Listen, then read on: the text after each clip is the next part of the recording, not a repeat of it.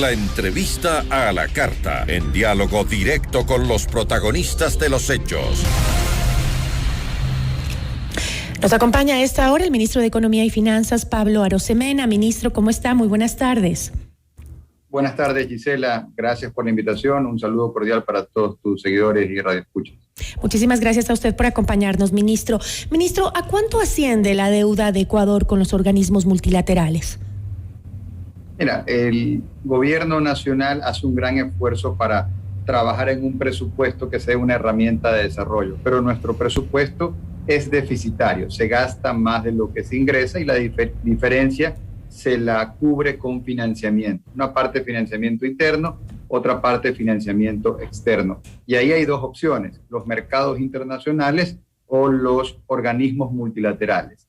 ¿Por qué trabajamos con los organismos multilaterales? Porque hoy los niveles de riesgo país, producto principalmente de los 18 días de paralización en junio, subieron a tal punto que hacen que si quisiéramos colocar bonos en el mercado internacional, tendríamos una tasa muy onerosa, 14, 15, 16%. Entonces, en este punto del camino, ni necesitamos hacerlo, pero tampoco sería conveniente hacerlo. Entonces nos financiamos con los multilaterales, donde tenemos asegurados recursos para la inversión social. Son recursos donde la tasa en promedio, para que la gente conozca, es del 2%, 2% es mejor que el 16%, y son plazos amplios, hasta 20 años. Por ejemplo, con el Fondo Monetario, el plazo es de 10 años, con 4 años y medio de gracia. Entonces, son recursos que vienen en las mejores condiciones para asegurar la inversión social de los ecuatorianos. Aquí vale la pena decir, el gobierno liderado por Guillermo Lasso este año está dedicando más recursos a la inversión social, salud, educación, trabajo, bienestar social, vivienda, que el mismo valor en promedio anual de los gobiernos anteriores. Entre enero y junio de 2022, el gasto total dentro del presupuesto general del Estado llegó a 11.613 millones de dólares. Esto representa 1.172 millones de dólares más que en 2021. ¿Este incremento responde al gasto social?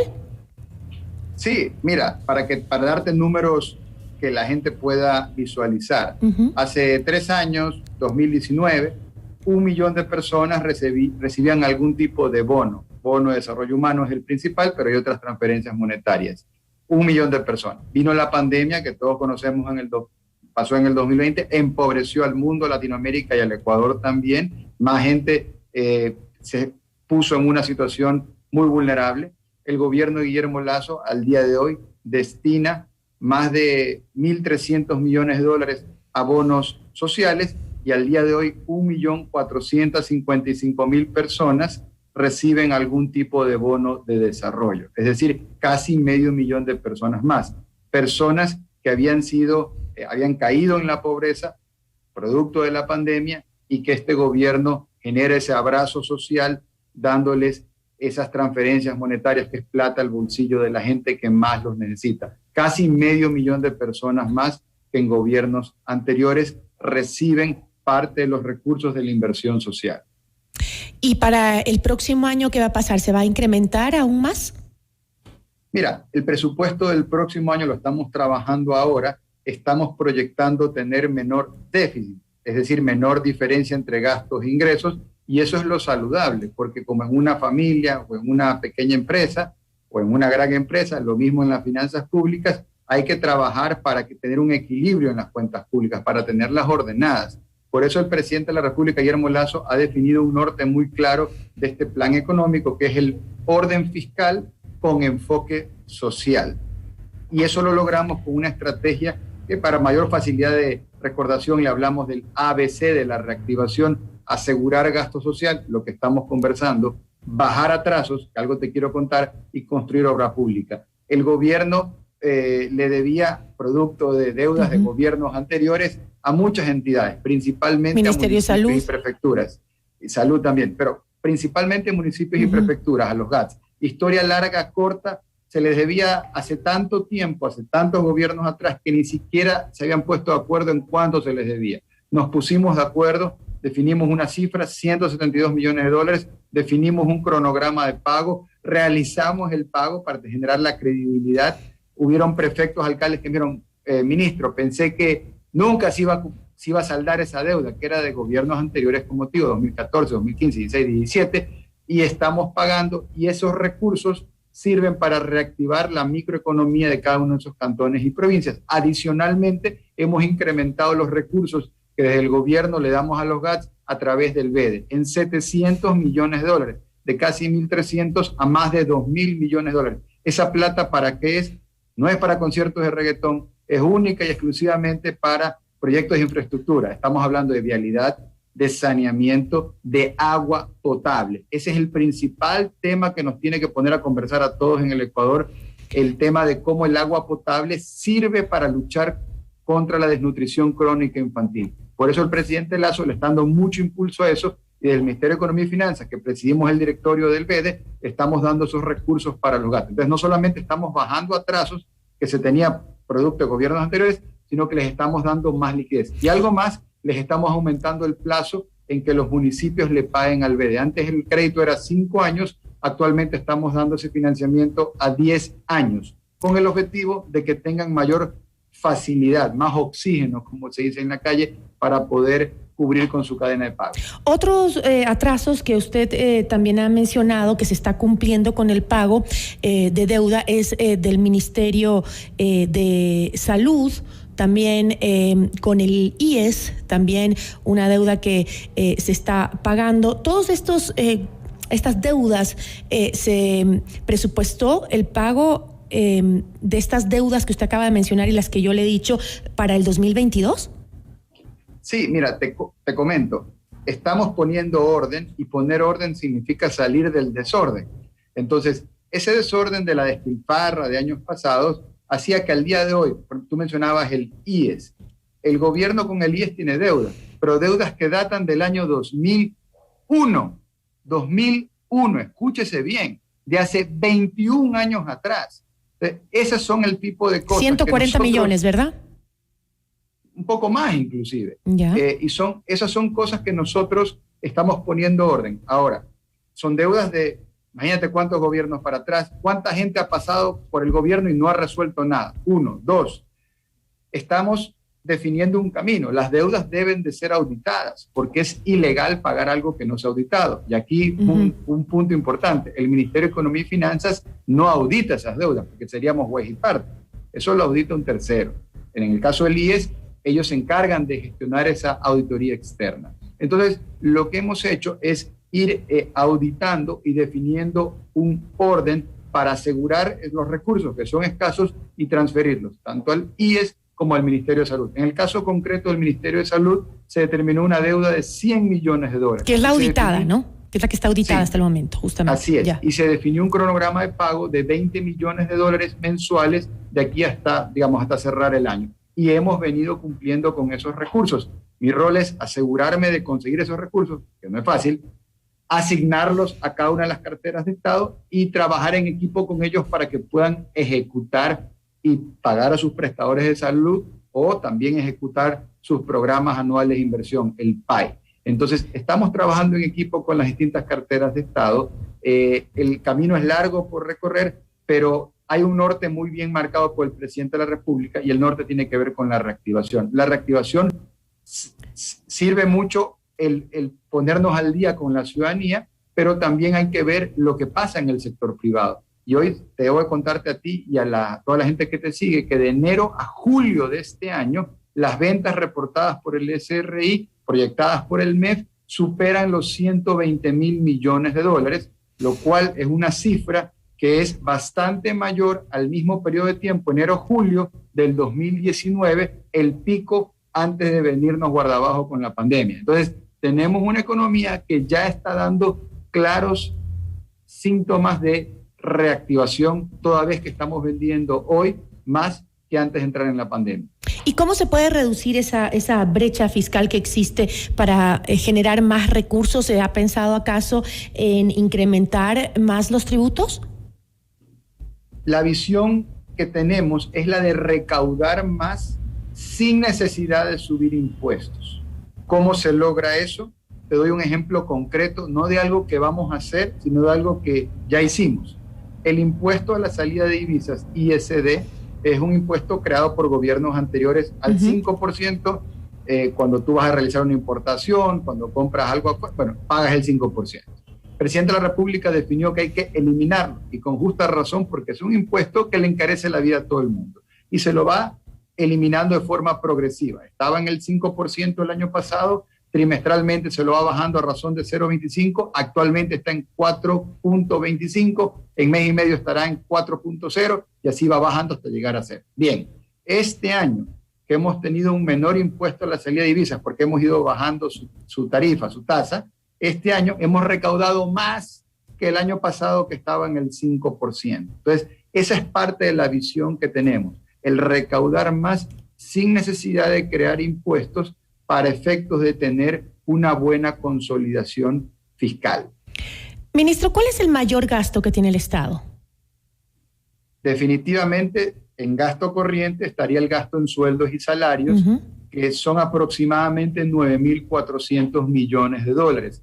Es un gasto donde siempre hay que tenerlo con una mirada de eficiencia, de cómo hacerlo más eficiente, sin duda, pero también es un gasto que suele ser bastante inflexible o rígido. ¿Por qué lo digo? Porque aproximadamente un 85% de ese gasto en sueldos y salarios, 9.400 millones de dólares, el rol de pagos, son maestros, doctores, policías, miembros de las Fuerzas Armadas y miembros del sistema de justicia. El 85% de esos 9.400 millones de dólares corresponden a eso. Y en el caso puntual de policías, Ecuador tiene 53.000 policías, pero para cumplir con la normativa internacional y para tener la seguridad que todo el mundo sabe que necesitamos tener, hay que aumentar los policías en 30.000, de 50.000 a 80.000. Ese es un ejemplo concreto donde ahí el gasto no hay que bajarlo, ahí hay que fortalecerlo. Pero siempre también hay que tener una mirada de dónde tenemos gastos administrativos que realmente no están creando valor a la sociedad civil, a la familia ecuatoriana, y sobre eso tenemos que buscar exactamente eficiencia. Eso es lo que le preocupa, creo yo, mayormente a la ciudadanía. El promedio en el sector público ecuatoriano se gasta 100 millones de dólares diarios, pero el reclamo de los ciudadanos es que esto no se ve reflejado en los servicios públicos eficientes o en mejoras para la calidad de vida de los ecuatorianos. ¿Por qué se da eso? ¿Por qué, si bien cada vez aumenta más el gasto público, no aumenta de la misma manera la calidad de vida o el mejorar el servicio público ecuatoriano? Yo te daría un ejemplo concreto que va en la línea de lo que tú mencionas. Este año los subsidios a los combustibles le van a costar a los ecuatorianos en el presupuesto 3.800 millones de dólares aproximadamente. Son recursos que no se destinan a salud, a educación o a seguridad. Para darte un ejemplo, el presupuesto anual de salud es alrededor de 3.000 millones de dólares. Lo que le estamos dedicando a combustibles, a subsidiar combustibles, es 3.800 millones de dólares. Lo que le dedicamos a educación es también un número similar, 3.000 millones de dólares, similar a salud me refiero. Sin embargo, lo que dedicamos a combustibles es mayor que la cantidad que dedicamos a educación. Y por último, seguridad. El presupuesto de la Policía Nacional, sumado con el presupuesto de las Fuerzas Armadas, números gruesos, son alrededor de 3.000 millones de dólares.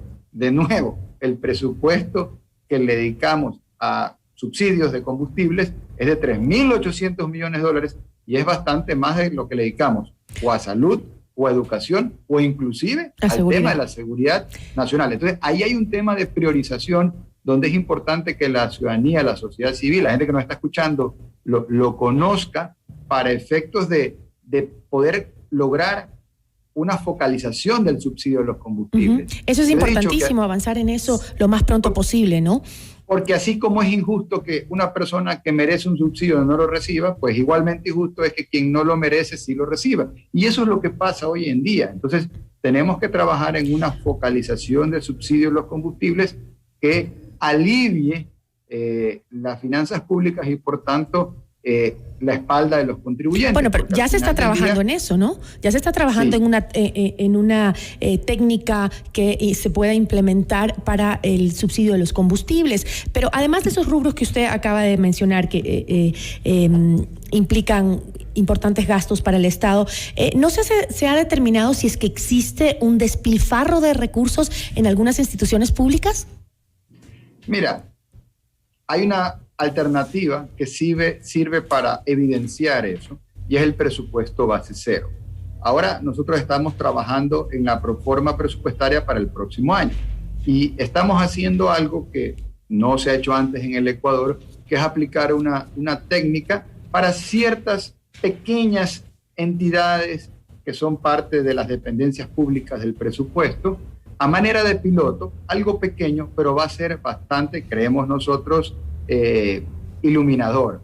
Un presupuesto base cero consiste en que tú le dices a una entidad pública específica, en vez de que usted proyecte su gasto para el próximo año en base a lo que ya gastó este año, decimos base cero. Justifíqueme línea por línea cada uno de los gastos que usted proyecta para el próximo año. Quiero entender cuál es su misión, su razón de ser y cómo eso contribuye al Plan de Desarrollo Nacional, cómo eso contribuye al bienestar de los ciudadanos. Entonces, esto lo vamos a hacer, como te digo, a manera de piloto. Nunca antes se ha hecho en el Ecuador, en otras partes del mundo es una práctica habitual, es una buena práctica y sirve para echarle luz, para poner los reflectores sobre algo que a veces requiere ser un poco más transparente, y es que se entienda cómo se están invirtiendo esos sagrados recursos públicos, que son los recursos que los ecuatorianos contribuyen al Estado y que el Estado los pone al servicio de la ciudadanía en la manera de bienes, servicios, transferencias monetarias. Así que vamos a estar trabajando eso. Y mira cómo hemos ido frenando la despilfarra, que cuando arrancó este gobierno, el hueco fiscal, el cráter, era de 7 puntos del Producto Interno Bruto, y este año, Dios mediante, con mucho esfuerzo y sacrificio, para beneficio de los ecuatorianos, estamos trabajando en cerrar ese hueco fiscal y tenerlo alrededor de 2 puntos del Producto Interno Bruto. Es decir, de un hueco de 7.000 millones, cerrar en un hueco de alrededor de 2.000 millones de dólares. Todavía el presupuesto es deficitario, todavía se gasta más de lo que ingresa, porque no se puede de a golpe, de a sopetón, abrochar el déficit fiscal. Poco a poco lo tenemos que ir haciendo, pero bueno, alguien tenía que hacerlo y tuvo que llegar el gobierno de Guillermo Lasso para poner orden y foco en lo social. Bueno, por un lado estamos buscando estrategias o implementando estrategias que nos permitan un gasto público más eficiente. Por otro, estamos pagando las deudas que vienen desde hace algunos años en el sector público, en sectores importantísimos como es el de la salud. Pero ¿qué nos garantiza que justamente no se vuelva a acumular una deuda como en este sector clave y sobre todo estratégico para el bienestar de la ciudadanía, que es el de salud? Mira, nosotros, como te contaba, estamos poniendo orden al punto que estamos saldando deudas históricas. La deuda del caso de los GATS que te comentaba, no me lo contaron. Directamente, prefectos, alcaldes me dijeron, pensábamos que esto nunca se iba a pagar. Ya había esa expectativa de que no había realmente una hoja de ruta. Les pusimos un camino muy claro y fuimos definiendo el monto, poniendo un cronograma de pagos y realizando los pagos, como te lo he contado. Lo mismo en el tema de salud, deudas del 2001, o sea, más de 20 años atrás, poniendo orden y tampoco dejando que nos pasen gatos por liebre, haciendo que sean auditadas como la ley así manda y poco a poco poniéndonos al día. Pero al final del día, lo importante y un mensaje que creo que la ciudadanía debe conocer es que en las finanzas públicas los recursos son muy escasos, subrayando la palabra escasos. El trabajo es de asignación eficiente, recursos muy escasos, la plata no sobra, no existe por aquí el cuerno de la abundancia, entonces tenemos que ser muy prudentes, porque hay gente que dice, oiga, pero el precio del petróleo, más allá de que en los últimos días o semanas haya bajado, está alto con respecto a lo programado. Y eso es cierto, pero no es menos cierto que el precio del petróleo es muy volátil, y así como sube, baja, y el Ecuador ya ha vivido lo que significa que cuando el precio del petróleo sube, apostar a tirar la casa por la ventana, y esa es la despilfarra que hoy estamos pagando. Un dato importante que creo que amarra todo lo que he estado diciendo. Todas las deudas que estamos pagando nosotros, no importa de qué sean con multilaterales, sea deuda interna, sea con prestadores de salud, o sea con GAT, todas, Gisela, son de gobiernos anteriores. Entonces, estamos poniendo orden porque estamos pagando las deudas de otros. Inclusive los pasivos contingentes que llegan al país, de demandas que compañías extranjeras le ponen al país y nos toca pagar, también son producto de malas decisiones de gobiernos anteriores. Entonces, hacemos eso a la vez que hemos estado dando las líneas gruesas para la reactivación económica, porque En el momento que bajamos el impuesto a la salida de divisas y recaudamos más, en el momento que tenemos las ventas de enero a julio, que nunca antes en la historia económica del Ecuador de los últimos años se ha logrado vender tanto en ese periodo de tiempo, a pesar de haber pasado por el mes de junio, que fue un palazo en la cabeza del sector productivo. Eso te muestra que más allá de muchas cosas que faltan por resolverse, hay un camino claro, hay un norte. Aquí la gente sabe a dónde lo estamos llevando. Lo llevamos hacia la reactivación. Ahora, usted ha mencionado en varias ocasiones en esta entrevista lo importante que es el poner en orden los pagos y lo que ha logrado justamente con los gobiernos seccionales. Sin embargo, ¿de qué nos sirve si los gobiernos autónomos descentralizados se gastan la plata, usted lo dijo, en conciertos de reggaetón, ¿no? O desperdician o despilfarran? ¿Cómo controlamos para que eso no pase? Porque ¿qué sentido tiene pagar si lo van a malutilizar? De acuerdo. Hay dos cosas. Lo primero, con respecto a lo que tú mencionas, que es cierto, tienes el tema de la calidad del gasto y luego la velocidad en la ejecución. Algo que no es muy conocido es que los GATS en el primer semestre ejecutaron un promedio de 25% de su presupuesto. Es decir, la velocidad de la ejecución del gasto no fue la mejor. No es en todos, es en promedio. Así como es el promedio, hay muchos que estuvieron por debajo del promedio, unos cuantos que estuvieron un poco por encima del promedio. Pero tienes un problema de velocidad de ejecución en los GATS y luego también de calidad del gasto, como la ciudadanía lo puede palpar y comprobar. Ahora, ya eso no le corresponde al Ministerio de Economía y Finanzas porque son organismos autónomos y descentralizados. Entonces, no podemos decir, no te doy si gastas mal, como sí lo podemos hacer, digamos, en el gobierno central, donde nosotros si vemos que alguien no ejecuta con calidad o con velocidad, podemos hacer una reasignación. Pero sí se puede mejorar los organismos de control, las alternativas de control para evitar justamente lo que acabamos de conversar, el despilfarro, porque es dinero de los ecuatorianos. Correcto. Y yo creo que esa es una conversación que no se tiene en el Ecuador y hay que tenerla, y es la conversación de la calidad del gasto en los GATS. Ese es un tema muy importante porque los recursos son muy escasos. Es todo un trabajo y sacrificio que se hace para conseguir los recursos, ya sea vía tributarios, vía de autogestión, vía renta petrolera o también vía de financiamiento. Es un sacrificio grande que se hace y lo que se espera, y los GATS, que son el ente que está más cerca del ciudadano, que los puedan ejecutar con velocidad, pero sobre todo con calidad. Ojalá lleguemos a eso y pronto, porque lo necesitamos. Muchísimas gracias, ministro. Gracias, Gisela. Una buena tarde. Pablo Arosemena, ministro de Economía y Finanzas.